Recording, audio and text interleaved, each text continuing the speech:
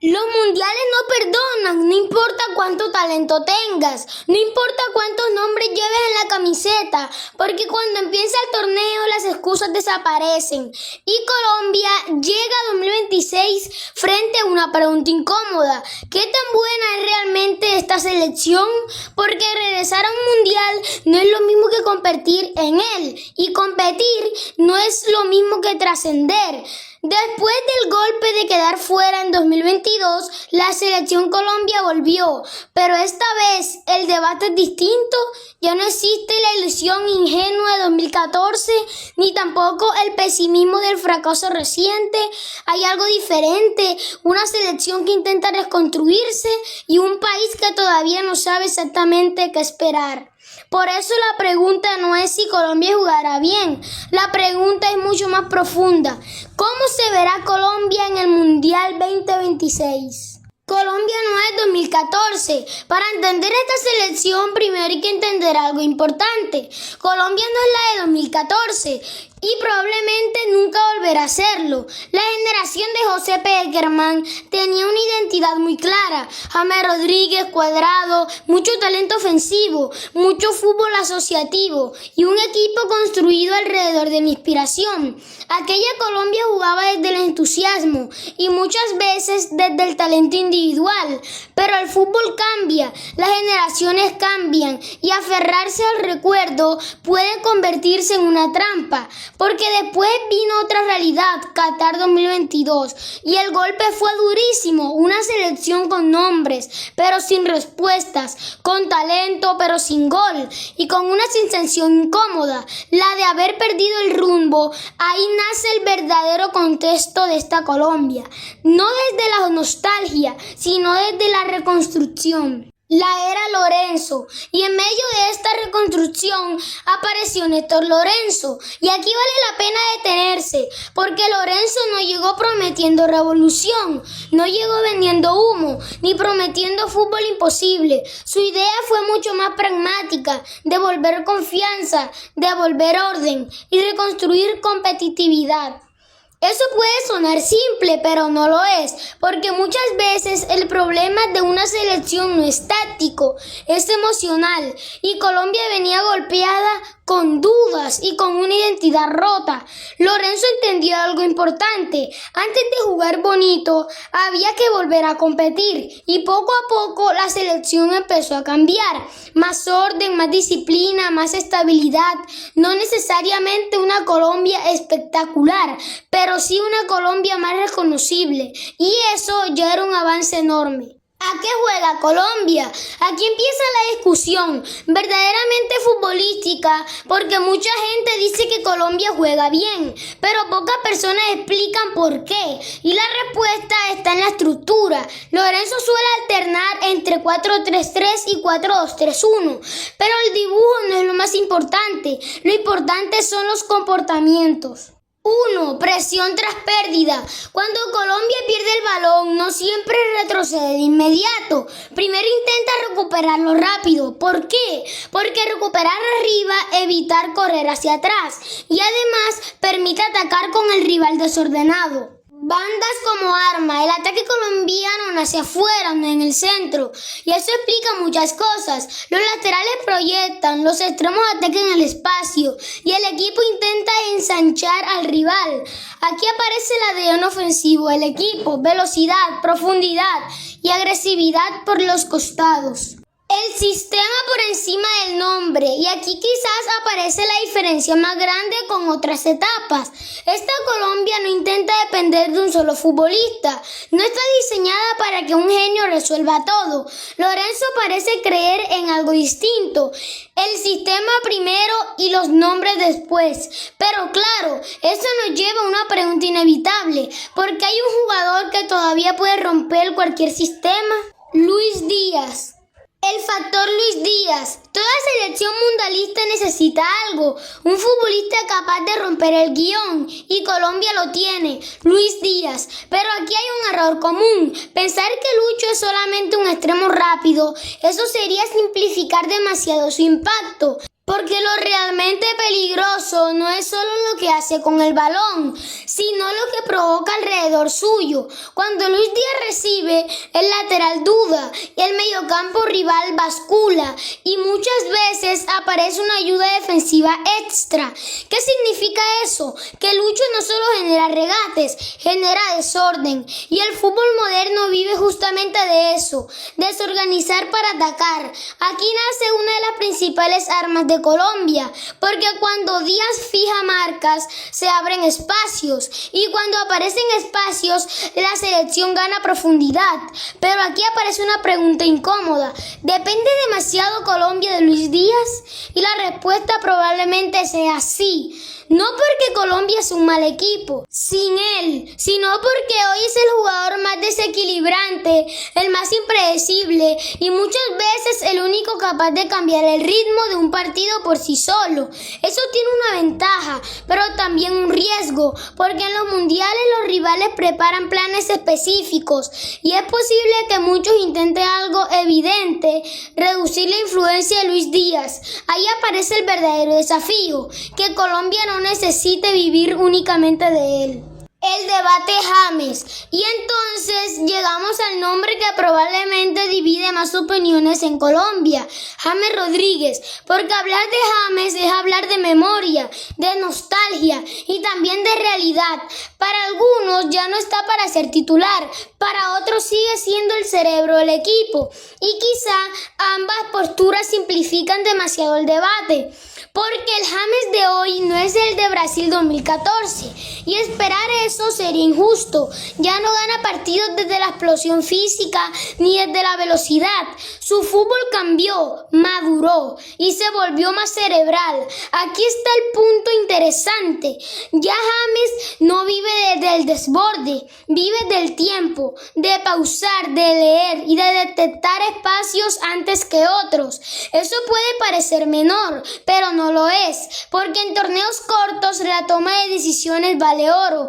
El problema aparece en otro lado: la intensidad física, las coberturas y la presión sin balón. Ahí es donde Colombia debe encontrar equilibrio. Entonces la discusión quizá está mal planeada. No se trata de si James juega o no.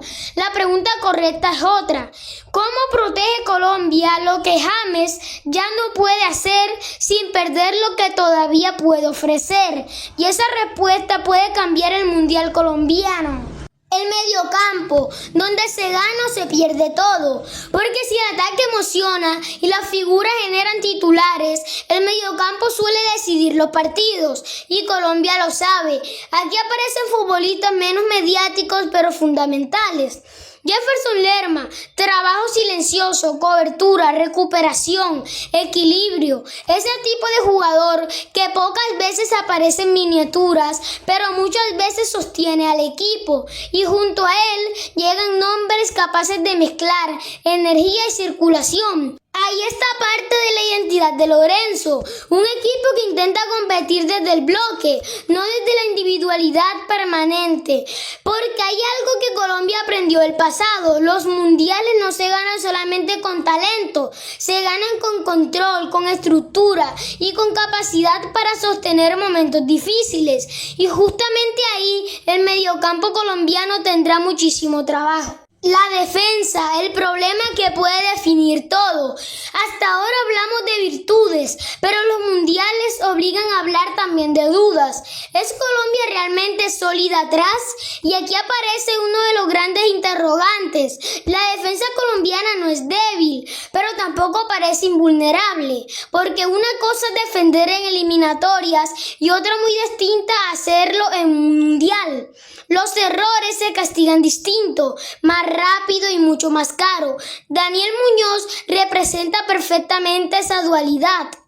Profundidad, agresividad, mucha llegada, pero cuando un lateral sube tanto, siempre aparece la misma pregunta: ¿quién cubre su espalda? Ahí entra el mediocampo y ahí aparece parte del trabajo invisible, porque cuando la presión inicial falla, la defensa puede quedar expuesta, no necesariamente por falta de calidad, sino por sincronización, por distancias y por transiciones que todavía deben mejorar.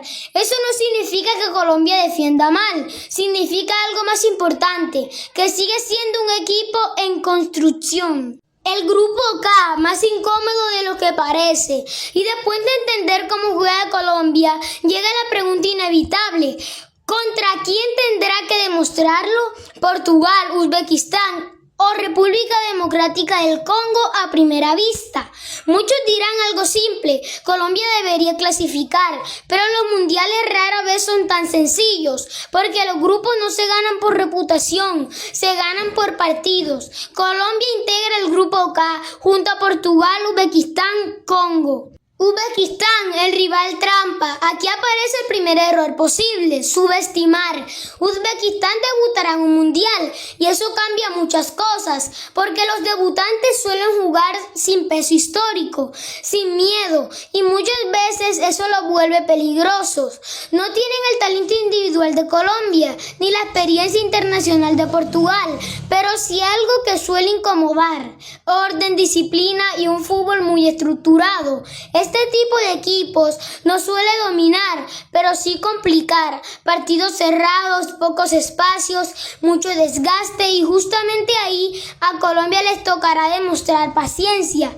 Uzbekistán llega como debutante mundialista y parte como uno de los equipos menos experimentados del grupo. Congo, el error de confianza, y después aparece el rival que probablemente muchos colombianos mirarán como el más accesible, Congo. Y siendo honestos, en historia, jerarquía y expectativa mundialista no está al nivel de Portugal y tampoco debería estar al nivel del techo futbolístico colombiano. No es una potencia ni un favorito, pero aquí aparece un detalle importante: los mundiales castigan la confianza excesiva, porque muchas veces los partidos que parecen sencillos se vuelven peligrosos cuando el favorito baja intensidad. Este es el verdadero debate, no si Congo es mejor que Colombia, porque probablemente no lo es. La pregunta es otra: ¿puede Colombia imponer la diferencia que en el papel debería tener? Y ahí la presión cambia de lado. Congo vuelve al mundial después de décadas y comparte grupos con Colombia y Portugal. Portugal, la medida real de Colombia, y finalmente Portugal. Aquí desaparecen las excusas, porque este partido puede mostrar el verdadero tamaño competitivo de Colombia. Portugal llega con algo difícil de discutir: profundidad, experiencia y una plantilla acostumbrada a la élite, mucho control del balón, mediocampo fuerte y futbolistas que entienden los tiempos del partido. Por eso Portugal probablemente parte como favorito del grupo. Y reconocerlo no es pesimismo, es análisis. Pero aquí aparece algo interesante: Colombia tampoco llega como una selección menor. Tiene velocidad, tiene intensidad y tiene jugadores capaces de competir ante cualquiera. Eso vuelve este partido mucho más interesante de lo que parece. Portugal y Colombia aparecen como los equipos con mayor expectativa competitiva del grupo K. ¿Hasta dónde puede llegar Colombia? Y entonces llegamos a la pregunta central: ¿hasta dónde puede llegar Colombia? Y aquí vale la pena ser honestos. Ni el optimismo exagerado ni el pesimismo automático ayudan demasiado. Colombia no llega como favorita al título, eso sería exagerar. Tampoco parece una selección invencible. Todavía tiene dudas, todavía tiene cosas por corregir, pero también sería injusto minimizarla, porque este equipo tiene algo que no siempre aparece en estadísticas: competitividad, y eso en torneos cortos importa muchísimo. Si Luis Díaz logra influir, si James encuentra espacios y si la estructura defensiva responde, Colombia tiene herramientas para superar la fase de grupos. Después empieza otro mundial, porque a partir de ahí todo cambia. Los detalles pesan más, los errores cuestan más y las diferencias se vuelven mínimas. Quizá Colombia no tenga plantilla más fuerte del torneo, pero sí parece tener algo que había perdido hace años: una identidad. Durante años, Colombia vivió entre dos recuerdos, la gloria emocional de 2014 y la decepción de 2022. Pero tal vez el error era seguir mirando solamente hacia atrás, porque este mundial no será una repetición del pasado ni una revancha automática, será otra historia, la historia de un equipo que todavía se está descubriendo, que tiene talento, pero también preguntas, que tiene ilusión, pero necesita demostrarla en la cancha. Y quizá ahí está lo más interesante, porque Colombia no llega como el equipo perfecto, pero en los mundiales muchas veces no gana el equipo perfecto, gana el equipo que entiende quién es. Y ahora, ¿hasta dónde crees que llegará Colombia en el Mundial 2026?